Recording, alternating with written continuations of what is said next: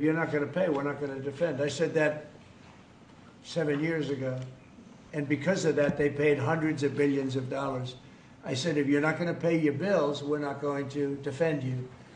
And it also went for the attack. But if they got attacked, they said, well, does that mean you won't defend us? I said, are you current or are you delinquent? They said, if we were delinquent, would you? I said, nope, I would not. And because of that, as you know, hundreds of billions of dollars came into NATO. You wouldn't have NATO right now if I weren't there. And your previous Secretary General has said that. Well, I think it's common sense, right? If they don't pay, I'm not going to defend them. No, I'm not going to defend them. Shalom. I would like to give all honor, glory, and praises to Yahweh, Bahashem, Yahweh Shai, Bahashem, Rakakwadash. I would like to give double honors to the apostles and the elders of Great Millstone. Salutations to all you sincere Akim, pushing this word across the four corners of the world. Just another news update through the spirit, the power, and the vibration of Yahweh, Bahashem, Yahweh Shai. And just a quick news update right here from NBCnews.com, and it states, Trump considering major NATO policy shift. And NATO is the North Atlantic Treaty Organization, which is an international military alliance that was established on April the 4th, 1949. And it began with 12 countries that signed to the North Atlantic Treaty. So fast forward to nowadays, this international military alliance now consists of 32 member states from Europe and North America.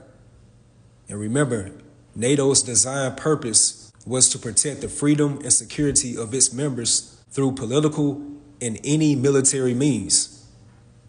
So now you have right here, Trump considering major NATO policy shift.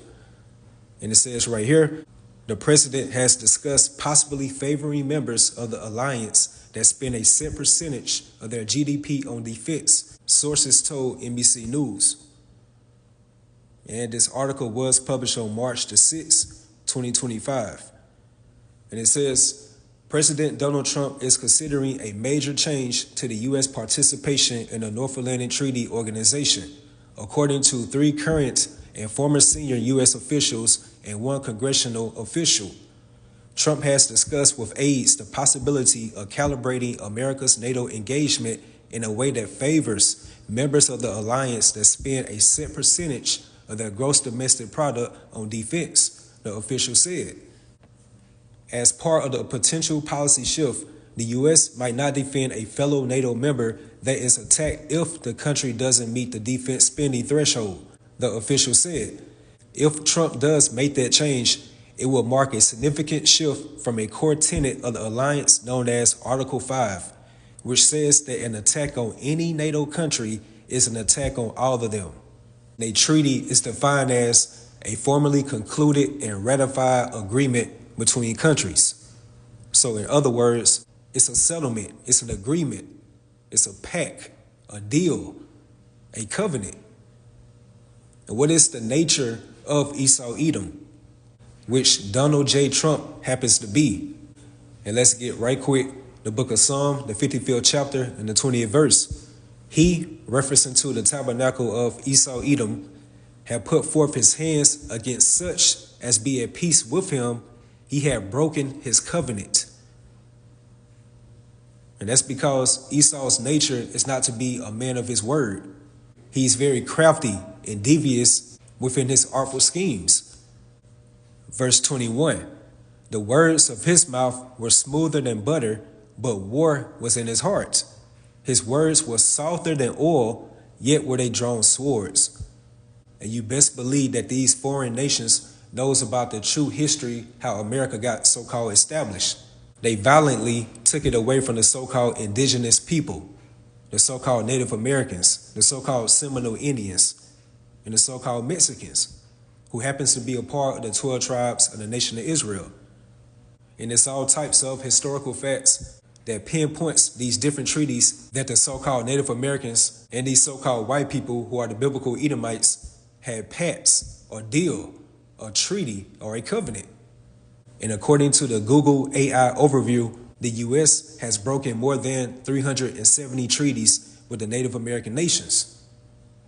So therefore, it's safe to say that Esau is not a man of his word. And that notion alone is stirring up a lot of hostility and tension between America and these foreign nations, which a lot of them are America's allies. So right here it says, the president is similarly considering a policy change in which the U.S. may choose to prioritize military exercises with NATO members that are spending the set percentage of their GDPs on defense, the official said. His administration has already signaled to America's European allies that the U.S. could reduce its military presence in Europe, and one option now under consideration is to reposition some U.S. troops in the region so they are focused in or around NATO countries that have scaled their defense spending to meet the specific percentage of their GDPs, the official said. Asked about Trump considering making these changes to how the U.S. engages with NATO, a National Security Council official said in a written statement, President Donald Trump is committed to NATO and Article 5. Senator Chris Coons of Delaware, the top Democrat on the Senate Appropriations Subcommittee for Defense and a senior senator on the Foreign Relations panel, said Trump's nominee to be U.S. ambassador to NATO, Matthew Whitaker, gave very reassuring answers on the administration's commitment to NATO and Article 5. Trump has repeatedly criticized NATO countries for not meeting the current NATO member goal of spending 2% of their GDP on defense. He has argued that the disparity is unfair and puts an added burden on the U.S. NATO countries agreed more than a decade ago to set the spending goal for each of them at 2% of GDP, but Trump has pushed to increase that percentage. Most recently, he said NATO members should spend 5% of their GDP on defense, though the U.S. does not currently do that. NATO has to pay more, Trump said in January after taking office. It's ridiculous because it affects them a lot more. We have an ocean in between. According to NATO's most recent statistics, last year 23 NATO members' defense spending exceeded 2% of their GDP. 5 of those nations, Estonia, Greece, Latvia, Poland, and the U.S., spent more than 3% on defense. Poland has the highest percentage, dedicating 4.12% of its GDP to defense. The potential shift is how the U.S. participates in NATO comes as Trump is pushing European allies to do more to aid Ukraine in its war with Russia and to play a major role in maintaining peace in the country if a deal to end the war is reached. I was contacted by several European ambassadors concerned about rumors that Trump might make some negative announcement about NATO, Coons told NBC News in an interview on Wednesday. Trump did not announce anything at his joint address to Congress on Tuesday night, but Coons said, if you're not given pause by everything about President Trump's statements and actions on foreign policy, you're not paying attention. Trump threatened to withdraw the U.S. from NATO during his first term and has questioned the merits of Article 5 for the U.S. The article was designed to protect European nations from the Soviet Union during the Cold War. It has been triggered just once after 9/11 attacks on the U.S., and this so-called 9/11 attack on the U.S. was all engineered or orchestrated by the so-called powers that be. And it says right here, Ukraine has sought NATO membership, but the Trump administration has said that would not be part of any negotiated peace deal. So Yahweh Bahashim Yahushua is definitely turning things up concerning end-time biblical prophecies. And by America trying to set this Article 5 set percentage that they did years ago to even a higher percentage number, that's creating more strife, hostility, and tension between America and its so-called allies. And again, it all correlates back onto end-time biblical prophecies. As it stated within Habakkuk, the 2nd chapter, how the vision is yet for an appointed time, but at the end it shall speak. And all of this is ultimately boiling up to World War III. And right here, this is 2 Peter 1:19. We have also a more sure word of prophecy. And the word sure goes into like being firm, established. As is stated within Isaiah 34:16, seek ye out the book of the Lord and read, referring to the Holy Bible, and how none of these should fail. And that's referring to these prophetic oracles of Yahweh Bahashim Yahushua. So again, we have also a more sure word of prophecy, whereunto ye do well that ye take heed, as unto a light that shineth in a dark place, until the day done, and the day star arise in your hearts, which is the testimony of Yahushua.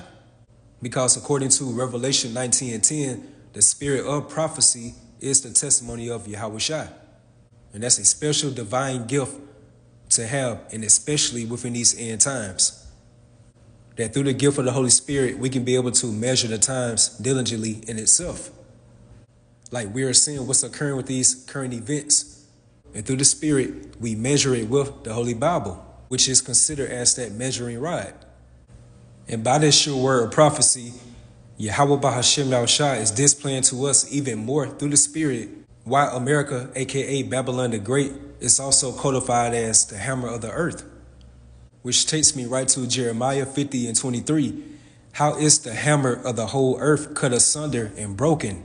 How is Babylon, again referencing to America, become a desolation among the nations? So that word hammer goes into devastator. Look how America overwhelms or ultimately ruins or destroys other nations, either through economic means, like for instance, the Cuban blockade, and where America set forth an economic embargo on the Republic of Cuba. And by this economic sanction, and it prevented U.S. businesses from conducting trade or commerce with Cuba interests since 1958. So therefore, Esau, and along with his stronghold, America, can economically strangle another country if it doesn't abide by America's rules, and more so its democracy. And that's one particular reason why America is considered as the hammer of the whole earth. And also how America devastated Japan in 1945, hence Hiroshima and Nagasaki, where America detonated 2 atomic bombs over the Japanese cities of Hiroshima and Nagasaki. And that caused a great, terrible devastation upon Japan. It caused mass casualties and also psychological trauma. And fast forward to 5 to 6 years after those bombings, that great catastrophe caused increased cancer rates within those particular survivors. And after about a decade, those survivors began suffering from thyroid, breast, lung, and other different types of cancers at higher than normal rates due to those high levels of radioaction exposure. And we already know about some, if not most of the history, the devastation that America, again, Babylon the Great, has brought upon our people, the 12 tribes of Israel. So fast forward to nowadays, where you have America being considered as the bully of the whole earth, and where Trump is now repeatedly criticizing NATO countries for not meeting the current NATO member goal of spending 2% of their GDP. Then to add more fuel to the fire, he's considering calibrating that NATO policy, or treaty, or covenant, for these NATO members to now spend 5% of their GDP on defense. And again, that is stirring up a lot of tension and hostility between America and these foreign nations. So again, back in Jeremiah 50:23, how is the hammer of the whole earth cut asunder and broken? And again, once you go into the word hammer, it goes into devastator. Like America literally overwhelms, spoils, and ruins other nations. And according to Habakkuk, the 2nd chapter, it goes into how America has spoiled many nations to the point of desolation. So now that same energy that America has been doing for many centuries, Yahweh Bahashem Yahushua is about to allow America to meet that same karma. And that's by allowing America, that personified whore, and for her so-called allies to turn against her. And again, that fulfills end-time biblical prophecies. And that takes me right to Revelation 17:15. And he said unto me, the waters which thou sawest where the whore sitteth, referencing to America, are peoples and multitudes and nations and tongues. That's why America is considered as that great melting pot, where you have a conglomerate of all these different nations, cultures, languages, are all mixed in within this American society. And that caused a lot of confusion within itself. And that's why America is known as the city of confusion when you read Isaiah, the 24th chapter and the 10th verse. And it's all strategically set up by Yahweh Bahashem Yahushua for America to be that great melting pot, will be the results of that burnt offering that Yahweh Bahashim Yahushua has that sacrifice within Basra, which is codified as America. And by that stance alone, they will be melted by thermonuclear warfare. Verse 16, and the 10 horns, which is referencing to these European Union nations, which thou sawest upon the beast, referencing to NATO, these should hate the whore, and that's referencing to America, and should make her desolate and naked, and should eat her flesh and burn her with fire.